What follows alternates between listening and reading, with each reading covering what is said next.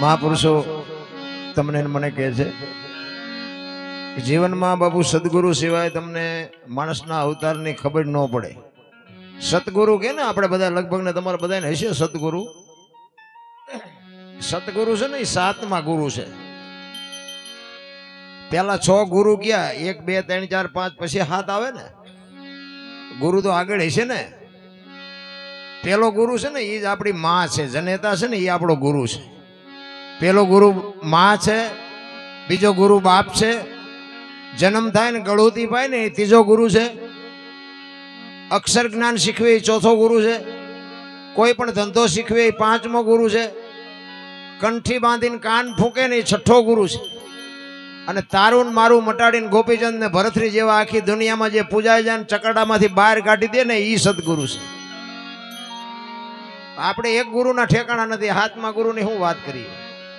ગુરુ છે ને, ગુરુ ગુ છે એ અંધકાર છે, રૂ છે એ પ્રકાશ છે. અંધકારમાંથી પ્રકાશમાં લઈ જાય એને ગુરુ કહેવાય. બાકી આપણને ઉતારા વાળા ચડાવી દે તો એ ગુરુ આપણે બનાવીને શું ફાયદો? કોઈ મતલબ નથી. આ રામાયણ અને મહાભારત 2 મહાપુરુષોએ બનાવ્યા છે, પણ બાપુ તમને મને એક રસ્તો બતાવ્યો છે. આ ગ્રંથો છે ને એ આપણા માટે બાપુ એક રાહ બતાવ્યો છે. કેવા ભાઈ હોય, કેવા મા બાપ હોય, કેવી દીકરી હોય, કેવી પત્ની હોય, બાપુ જોવું હોય ને તો કે રામાયણમાં જોવો, અને રડેલું ન ખાવું હોય મહાભારતમાં જોવો. એટલે બધા ઠેકી ઠેકીને મહાભારતમાં જ પડે, નથી દેવું જ કરે. અને મહાભારત એટલે જ થયું, ન દીધું એમાં જ થયું. અને હું કાઢ્યું બધાને ખબર છે. રામાયણ કે અમારે કાંઈ જોતું નથી, મહાભારત કે કોઈને કાંઈ દેવું નથી. રામાયણમાં કાંઈ ખૂટ્યું નહીં, મહાભારતમાં કાંઈ વધ્યું નહીં. આ નજર સામેના દાખલા.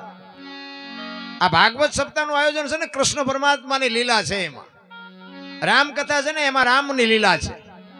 રામદેવ કથા છે ને એમાં રામાપીરની લીલા છે. શિવ કથા છે એમાં શિવ ભોળાનાથની લીલા છે. અને દેવી ભાગવતમાં બાપુ માં ભગવતી જોગમાયા અખિલ બ્રહ્માંડની માં શક્તિ એની લીલા છે. શું આપણા ગ્રંથો કે છે એ તમને મને બાપુ બધું ગ્રંથમાં આપણને જ કીધું છે. 84 લાખ યોની છે ને એવું કે છે મહાપુરુષો, પણ એ 84 લાખ યોનીમાં રૂપિયાની માયાની એ જો બછોડા હોય તો માણાને એકને જ, બાકી કોઈને કાંઈ જોતું નથી. આ કૂતરા ગાગડા ભેંસો ભૂંડડા એમને કાંઈ જોવે? આપણે જ જોવે છે, બીજા કોઈને કાંઈ નથી જોતું. કીડીથી હાથી સુધી કોઈ ભૂખ્યું રહેતું હોય તો મને કયો, અને માણાનું ભરાતું હોય તો મને કયો. ભરાતું જ નથી ને કે આપણે જે જોવે ને બધું જાનવરને જોવે. આપણે ખાવા જોવે, ટાઈટ તડકો વરસાદ બધું આપણને જે તકલીફ થાય ને બધી એને તકલીફ થાય. આપણી માં જેમ આપણા બચ્ચાને આપણને પ્રેમ કરે ને એમ એના બચ્ચાને એ પોતે પ્રેમ કરે છે. આપણી જેવી જનેતા છે ને એક કોઈ પણ જાનવર હોય એના બચ્ચા હોય ને બાપુ તમને પાયે ન જવા દે એટલો પ્રેમ બાપુ જનેતા ઈ જનેતા કરે છે. અમારે અહીંયા બનેલો પ્રસંગ રામાપીર નો આખ્યાન હોય ને એમાં બનેલી હકીકત એ ઓલા ભેરવાનું રામાપીર નું આવે ને, તમે જોયું હોય ને ખબર હોય. રામાપીર ને ભેરવો કે બે બાજે અને રામાપીર ભેરવાન મારે એવું આવે ને. એટલે બધા જે પાત્ર પહેરીને આવતા હોય ને એ ભેરવો હોય ને, ભેરવાન આવવાનું થાય ને એટલે બીજા રસ્તેથી આવે. બધા આવતા હોય અહીંયા ન આવે. ભેરવો આમ બીજી કોઈથી તૈયાર થઈને આવ્યો. ભેરવાના તો કપડા બપડા એવું હોય, મોથા પીસા ને ઘૂઘરા બાંધેલા ને એક હાથમાં હળગતો કાકડો ને એક હાથમાં કેરોસીન નો બાટલો ભડકા કરતો આવે, હા હા હા હા હા કરતો આવે. ત્યાં બીજા રસ્તેથી આવ્યો. આમ એવું વિકરાળ બાપુ મોઢા ઉપર ઓલું મોરું ચડાવેલું, કાળા કપડા. એમાં આમ બીજી બજારમાંથી આવતો હતો ને એમાં એક ડેલી હતી ને, ડેલીની બાજુમાં એક ઓટલો હતો ને એ ઓટલા પાસે કૂતરી વિહાણી હતી. કૂતરી હા હા હા હા કરતો ના ભડકા થતા હતા ને એ કૂતરી આમ જોઈ ગઈ. એ કે આની કોઈ તો આખી રાત હોય કોઈ આવ્યું નથી ને આ હાલ્યો પછી મારા બચ્ચા હાટું જ આવે. જો આનું નામ માં. બાપુ માનો પ્રેમ કેટલો એની વાત કરું છું. એ કૂતરીને એમ થયું કે આવે છે મારા બચ્ચા માટે જ આવે છે, એને હું પહોંચી નહીં શકું, પણ હું જીવતી છું ત્યાં સુધી મારા બચ્ચા પાસે હું એને આવવા ન દઉં, ભલે ગમે એવડો હોય. અને આ ભેરો આમથી આવતો થાય એને ખબર જ નહોતી કે કૂતરી મારા સામું તાકી રહી છે. ધનુષ ઉપર બાણ ચડાવીને અર્જુન બેઠો ને એમ બાપુ કૂતરી બેઠી. અને કૂતરીએ નક્કી કર્યું હતું કે આવે એટલે ગળે સોટી જવું છે. અને એમનામાં આવ્યો ને હળવો હળવો થોડુંક સેટું રહ્યું ને બાપુ એ કૂતરી જેમ ધનુષ માંથી બાણ છૂટે ને એમ છૂટી હો. અને ઈ ભેરવો બાપુ ભાગ્યો, કાકડાય પડી ગયા ને ગાંઠલેટના બાટલાય પડ્યા રહ્યા, ટોકરાય નીકળી ગયા ને પીસાય પડી ગયા, ગામ બારો વયો ગયો. એ કે રામાબેન ને કહો અહીં આવીને મને મારે ને કે કૂતરી મને મારી નાખશે. આ માં બાપુ આપણી જનેતા. આ તો ઠીક છે અત્યારે બાપુ બધાને આપ્યું છે ભગવાને ખૂબ, નગર બાપુ માં ભૂખી હુઈ રહે ને તમને મને ખવડાવીને મોટા કર્યા છે ભલામણ. હું તો એમ કહું છું કે માને બાપને કોઈ દી જિંદગીમાં દુઃખી ન કરતા જો તમારે સુખી થવું હોય. અને હું તો બહેનોને ખાસ કહું કે તમે તમારા બાપના ઘરે હોય ત્યાં સુધી તો બરોબર છે, મા બાપને તમે સાચવવાના જ, પણ હામાં ઘરે જાઓ ને અહીંયા હાવ હાર અને સાચવજો. જો બાપુ હારા દીકરા જોવે ને હારી પેઢી જોતી હોય તો, કારણ કે એ પછી અહીંયા દુઃખી કરશો ને તો એનું ફળ એ બાપુ ભોગવવું તો પડશે જ. દીકરીઓનું બાપુ સમર્પણ છે બાપુ. દીકરીઓ અને સંતો આ બે વ્યક્તિ સમર્પણ કરીએ કે બાકી તમે વિચાર કરો દીકરી 18 વર્ષની થાય એનો બાપ લગ્ન કરે, દીકરી બાપુ હરફ કાંચરી ઉતારી વિયો જાય, દીકરી વહી જાય કે હવે આ ઘર મારું નથી, દીકરી કહી શકે. અને આપણે એક વેચ જમીન હાટું બાપુ તમે જોવો તો બટા છટી બોલાવે. એ છોકરા માં છે, માં છે ભલામણ, ભાઈ છે, ભાઈ છે. તમે આંકડા કાઢી લ્યો, તમે જુઓ માં 9 મહિના સંતાનને ઉદરમાં રાખે, એનો જન્મ આપે, એનું લાલન પાલન કરે, બેહતા બોલતા ખાતા પીતા બધું માં શીખવે, પણ નામ વાય બાપાનું લાગે. બોલો, એની વાય બાપાનો માનો જેટલો ભોગ છે એટલો બાપનો નથી, એની વાય માનું જ લાગવું જોઈએ ને. પણ માએ સમર્પણ કરી દીધું કે એની વાય એના બાપાનું રાખો, માન ન છો. એ કે કેમ? એ કે આ કદાચ દારૂની કોથળી તોડીને ઊંધો પડ્યો હોય જોડીમાં, કોક એમ કે કોનો છે, ફલાણી માનો છે, મારા ખોળી આમ જીવ નહીં રહે, કે એના બાપાનું રાખો, માન નથી રાખવું. જો આને સમર્પણ કહેવાય. નકર માનો વિરોધ કરે કે મેં આટલી પીડા વેઠી છે ને તમારું નામ શું કામ? માએ સમર્પણ કરી દીધું કે એની વાય રાખો એના બાપાનું.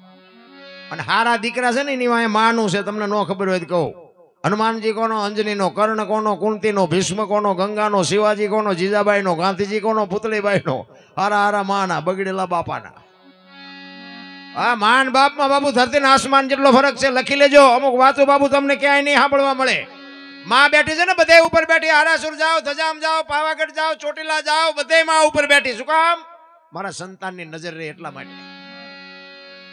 બાપા બધા ભોંયરામ છે, તંબકેશો ને રફાળેશો ને ભોંયરેશો ને રિયારિયા સલમુ દાબે. માન બાપ તો અરે તમે રાતે 5 સભ્યો હોય, 10 સભ્યો હોય, તમે રાતે 2 વાગે ઘરે આવો, આખા ઘરના બાપુ જમી ફરવાઈને હોઈ ગયા, પણ એક જનેતા એક ભૂખી બેઠી હોય, હજી મારો દીકરો નથી આવ્યો, એને વાહન મળ્યું છે કે નહીં મળ્યું હોય, એને ખાધું છે કે નહીં ખાધું હોય.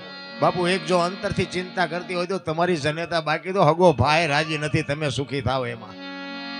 એટલા માટે મારી ભલામણ, હું છે ને આ પ્રોગ્રામ કરું છું ને તો ઠીક છે, દુનિયા મને સાંભળે છે, મને પૈસા આપે છે, મને બોલાવે છે, હું એક દી ઘરે નથી રહેતો, પણ મારી પીડા એક જ છે કે બાપુ મા બાપ અમુક અમુકના જે દુઃખી થાય છે, અમુક અમુક જે વ્યસનમાં બાપુ જે પતન થઈ ગયું છે, એટલા માટે હું તો તમારે વ્યસન હોય તો હું તો હાથ જોડીને કહું, બાકી કોઈ મારે તમને સલાહ દેવાની કોઈ મારી લાયકાત નથી, પણ હું તો હાથ જોડીને કહું છું શું કામ ને આ બરબાદી કરવી જોઈએ. પૈસા દેવાના અને તમે કહો દારૂન બારૂન પીતા હોય, હારો માણા તમને બોલાવે, હારો માણા નો તમને બોલાવે, પીતા હોય તો પીજો, હું કાંઈ બંધ કરવા આવ્યો નથી. કહેવાનો મારો મિનિંગ એ છે કે આમાં એવા કુટુંબ કંઈક બરબાદ થઈ ગયા છે ને તમારે જોવું હોય તો હાલો મારી ભેગા, હું તમને દેખાડું કેટલી જમીન હતી, કેટલા મકાન હતા, અને એ પી પીને મરી ગયા, જમીનો બમીનો વહી ગઈ. હવે એ બાઈઓ અને છોકરા એ અત્યારે છે. હવે અત્યારે તો આખી દુનિયાને ખબર છે કે નકરા બૈરા ઉપર ઘર હાંકતા છે તો એમની પરિસ્થિતિ કેવી છે.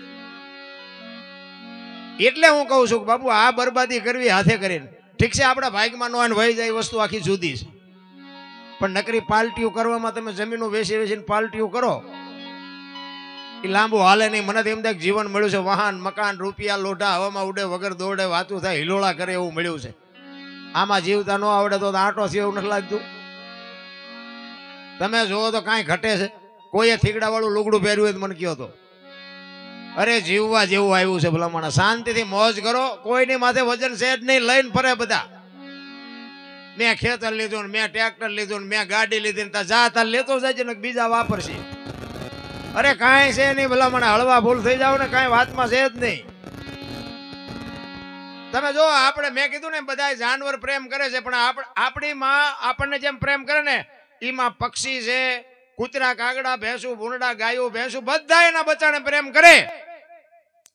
પણ એક પંખી હોય, પંખી બાપુ એનું ઈંડું મૂકે, ઈંડાનું લાલન પાલન કરે. પેલા તો હાંઠીકા ગોતી ગોતીને બાપુ ઘર બનાવે. આપણા જેવું તો કાંઈ આપણને તો શેઠો જ નથી. હજી આવડું બનાવી, હજી આવડું બનાવી. ઓલા તો એક વખત કે મારે બચ્ચાનો જન્મ આપવા માટે બાપુ હાંઠીકા ભેગા કરી અને માળો બનાવે, ઈંડું મૂકે, ઈંડાનું લાલન પાલન કરે, જતન કરે. પછી એનો ટાઈમ થાય ને એટલે સીવીને પછી બચ્ચું બહાર આવે ને એટલે આપણી માં જેમ ખવડાવે ને એમ બાપુ બહારથી ચણ લઈ આવીને એના મોઢામાં મૂકે.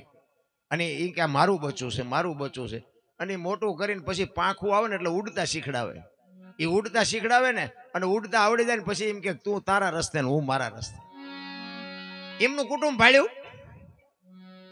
હા મારી હાળી થાય છે ને, આ મારો હાટું છે ને, આ મારી હાવું છે ને, છે કાંઈ છે સાંભળ્યું. આ ઘૂંસ તો આપણે નથી ઊભી કરી. આપણે એવી ઘૂંસ કરી છે નીકળતી જ નથી. કોઈ દી સાંભળ્યું પાડો સરવાઈ ગયો તો ભેંસ આટું પૂળો લેતો આવ્યો, સાંભળ્યું કોઈ દી? બધા હાવ ની રીતે મોજ કરે છે. આપણે બસોડા લે છે, મારે મારી વહુએ મગાવ્યું છે ને, મારી દીકરીએ મગાવ્યું, મારા છોકરા. આમને કાંઈ છે જ નહીં. મને એમ થાય કે આ ઘૂંસ તો આપણે કરી છે, હવે આ ઘૂંસ નીકળે. એમાં જો સદગુરુ મહારાજની કઈ કૃપા થાય ને સારું જો માર્ગે હાલતા આવડે ને તો મારો નાથ બાપુ આબરૂ રાખે એવું છે. બાકી વજન લેવાની જરૂર જ નથી. વજન કોઈની માથે છે જ નહીં. પણ હારા માર્ગ ઉપર હોય ને તો બાપુ ઈશ્વર તમારી મારી સહાય કરે. 100%ની વાત છે. સત્યના રાહ ઉપર કોઈની માથે બાપુ જેનું છે એનું ખાવા દો બસ. એક દિલ્હીની બજારમાં સિકંદર 500 ઘોડાનો રસાલો લઈને નીકળ્યો ને તેથી આમ હાલો જતો તો બજારમાં, એક ફૂટપાથ ઉપર ફકીર હૂતો હતો. એક ધોતડી પહેરેલી, ઉગાડું શરીર, પાણાનું ઓસીકું કરેલું, ફકીર હૂતેલો, પગ ઉપર પગ ચડાવીને બીડી ટેકાવીને. અને સિકંદરની નજર આમ ગઈ ને, રસાલો ઉભો રાખો, ઉભો રાખો, ઉભો રાખો, મારે ઓલા ફકીર પાસે જવું છે. એ ફકીર પાસે ગયો ને, ફકીરને કે એ ફકીર તારી મોજ ઉપર મને કે તું માગ તું માગી આપું. ફકીરે આમ આંખ ઉગાડીને કીધું કે મારે કાંઈ જોતું નથી, જ્યાં જતા અહીંયા જાઓ. અરે દિલ્હીના સિકંદરને પરસ્યો વળી જો કે ભાઈડાને આપણા નથી તો કે મારે કાંઈ જોતું નથી, મારે મૂક્યાનો માર્ગ નથી તો હું હેઠો નથી બેસ. ઈ કે પણ હું દિલ્હીનો સિકંદર છું, કઈક માગ. ઈ કે મેં તમને પૂછ્યું તેમ કોણ છો? તમે મારી પાસે આવ્યો, હું તો ભલામણ ફૂટપાથ ઉપર સાઈડમાં બેઠો બેઠો બીડી પીવું છું, હું તમને નડું સાહેબ? તમે જ્યાં જાતા જાઓ ને, મને મારી મોજમાં જીવવા દો ને. અરે સિકંદરને પરસ્યો વળી ગયો. કરે તારી ભલી થાય તારી. આ જો તો ઈ કે પણ કાંઈક તો માગી. પણ કે હું માગું? હમણાં મને ભૂખ લાગી, સામેની ડેલીમાંથી એક બેન આવીને ખાવાનું દઈ ગઈ. એક ભાઈ નીકળ્યો તો એને મને બીડી આપી, બીડી ટેકાવી. હવે કે હાજે બીજી કોઈક બેન નહીં મને ખાવા આપે. સિકંદર ને વિચાર થયો કે આને હજી હાજે કોણ ખાવા દે ઈ ઠેકાણા નથી, તોય ભાઈડો મોજથી હૂતો છે. દિલ્હીનો સિકંદર કે હું આ દુનિયા છોડીને જતી જાઉં ખુદાના દરબારમાં, તેથી મારે ખુદાને કહેવું છે કે આવતા જન્મમાં મને આવી મોજ દેજે, આવી ફકીરી દેજે ને આવી મસ્તી દેજે. પછી ફકીરે કીધું ઈ જીવનમાં ઉતારવા જેવું છે. ઈ કે હું તમે કહો છો? ઈ કે હું આ દુનિયા છોડીને જાઉં ને ખુદાના દરબારમાં, તારે મારે કહેવું છે કે તારા જેવી મને મોજ ને તારા જેવી મને ફકીરી આપે. ફકીર કે તમે કેદી મરો કેદી જાઓ, ખુદાને હેરાન કરવા એના કરતા આઈન પર કૂતરો બેઠો છે ને આઈન પર તમે જમાવો, રસાલાને જવા દો, અત્યારે મોજ ચાલુ થઈ જાય. લ્યો આ પતે એવું છે. કરણ શું લઈ ગયો, રાવણ શું ખોઈ ગયો, પૈસા તો હાથનો મેલ છે. લાવો એક બીડી તા ઉખાડીને એક જોડી લઈ આવો ને. અરે મારા રામ વાતું થાય છે, મસ્તી તો કરવા વાળા મસ્તી કરે છે રામ. બાકી તમને ને મને સમય મળ્યો, મને તો એમ થાય છોકરા કાજુ બદામ ની વાગઠ કરે અત્યારે, બોલો પાર્લે નથી જડ્યું આપણને. તમને ને મને બધાને ખબર છે અત્યારે છોકરા આટલું આપણે ગામમાં ગયા હોય તો કે ભાઈ કાજુ બદામ લઈ આવો, કાજુ બદામ છોકરા ભલે ખાય. હવે આપણે પાર્લે હાટું બબુ બે દી સુધી ધૂળમાં ગલોટિયા ખાતા તો નતો મેળ પડતો. તો નથી જીવવા જેવું આવ્યું એવું નથી લાગતું? પણ એવા બાબુ બુદ્ધિના ગાળિયા થયા છે ને, હું કરું એ જ હાસું, તમે કરો એ ખોડ. એક ભાઈ આમ દિવાલમાં ખીલી ખોડતો હતો, ખીલી ઊંધી ખીલી રાખેલી, આમ દિવાલ કોઈ માથું હણી કોઈ હસોડિયું મારે અને રિયો રિયો બબડે કે કારખાના વાળામાં બુદ્ધિયું નથી કે ઊંધિયું ખીલિયું કાઢ્યું. એનો ભાઈ કે હું બબડા છે કે ખીલિયું જો નહીં કે ઊંધિયું કાઢ્યું. ત્યાં જઈને કે તારામાં બુદ્ધિ નથી. એ કે કેમ? એ કે આ દિવાલની ક્યાં છે? આ દિવાલની.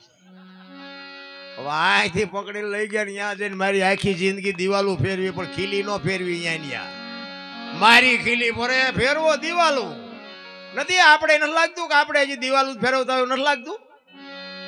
અરે ન્યા સમાધાન થઈ જાય ભલામણા પણ કરવા તૈયાર જ નથી.